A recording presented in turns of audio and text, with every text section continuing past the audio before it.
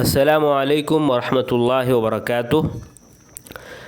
تو گزشتہ درسوں میں ہم نے معلوم کیا فقہ اسماء الحسنی کی اہمیت کیا ہے، اس کی ضرورت کیا ہے، اور اللہ تبارک و تعالیٰ کے ناموں کو حسنی کیوں کہا گیا۔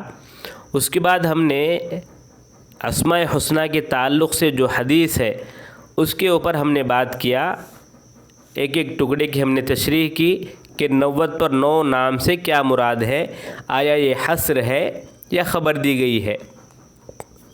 اس کے بعد من احصاہا اس کے کیا معنی ہیں، اس پر بھی ہم نے بات کیا۔ اب ایک تنبیہ بہت زیادہ ضروری ہے، جس کو جاننا بہت زیادہ ضروری ہے۔ ایک تنبیہ وہ کیا ہے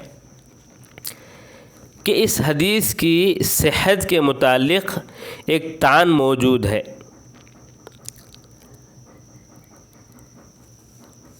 اس طعن کا ازالہ کرنا بے حد ضروری ہے اور اس کی حقیقت کو معلوم کرنا بے حد ضروری ہے۔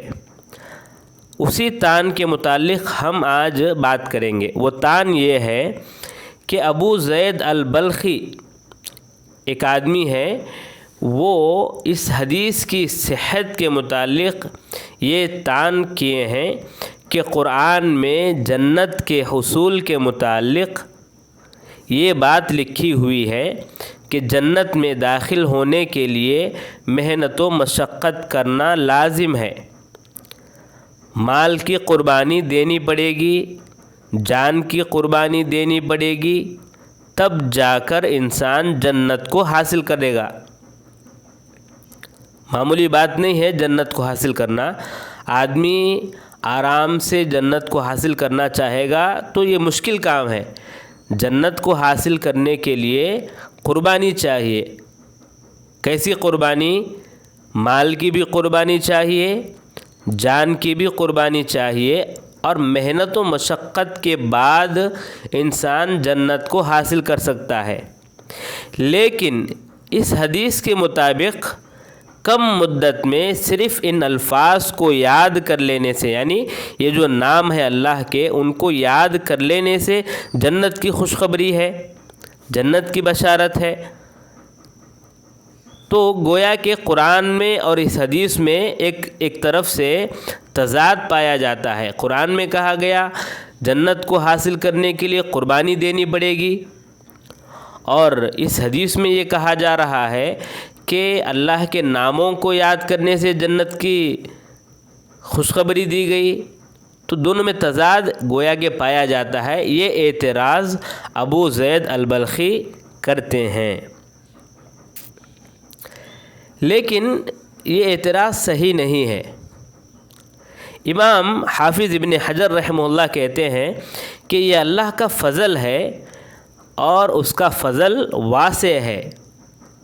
اللہ تبارک و تعالیٰ چاہے تو چھوٹے عمل سے بھی جنت میں داخل کر دے، یہ اس کا فضل ہے۔ یہ تو اسی طرح اللہ کا فضل یہاں بھی ہے کہ جو آدمی ان ناموں کو یاد کرے گا وہ جنت میں داخل ہوگا۔ تو اس میں تعجب کی کون سی بات ہے؟ اسی طرح بعض اعمال ہیں جن کو کرنے سے جنت کی خوشخبری دی گئی ہے، جنت کی بشارت دی گئی ہے، اسی طرح یہ عمل بھی انہی اعمال میں شامل ہے۔ اور احصاء میں جس طرح گزر چکا ہے کہ یہ معنی ہے کہ معنی اور مفہوم کو جانے۔ کیا معنی اور مفہوم کو جاننا آسان کام ہے؟ اللہ کے نام جو ہیں ان کے معنی کو جاننا، ان کے مفہوم کو جاننا، اس کا مطلب کیا ہے معلوم کرنا، یہ کیا ہر آدمی کر سکتا ہے؟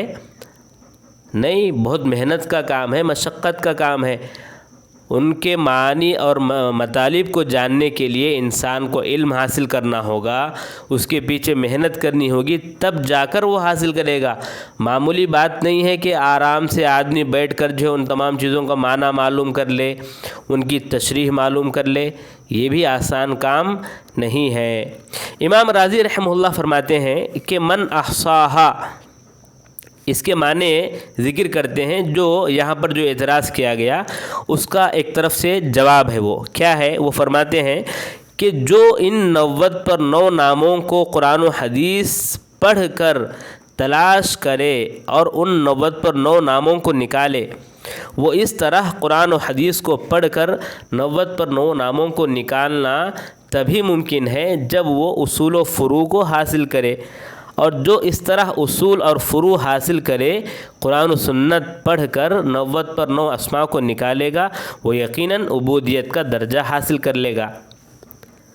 تو وہ امام راضی رحمہ اللہ من احصاها کے معنی یہ لیتے ہیں کہ قرآن و حدیث کو پڑھ کر، ڈھونڈ کر، تلاش کر کے ان ناموں کو نکالنا، وہ مطلب ہے من احصاها کا۔ اور قرآن و حدیث کو پڑھ کر، ڈھونڈ کر، تلاش کر کے ناموں کو نکالنا، کیا یہ ہر آدمی کر سکتا ہے؟ جاہل آدمی کر سکتا ہے یہ کام؟ جس کے پاس علم نہیں ہے وہ کر سکتا ہے یہ کام؟ نہیں کر سکتا، بلکہ اس کے لیے علم کا ہونا ضروری ہے، اور اس کو اصول معلوم ہو، فروع معلوم ہو، علم میں وہ ایک اچھے مقام پر پہنچا ہو، تبھی جو ہے یہ تمام چیزیں معلوم کر سکتا ہے، ورنہ ہر جاہل، ہر جو ہے نہیں جاننے والا آدمی کر سکتا ہے یہ کام؟ نہیں کر سکتا۔ تو معلوم کیا ہوا؟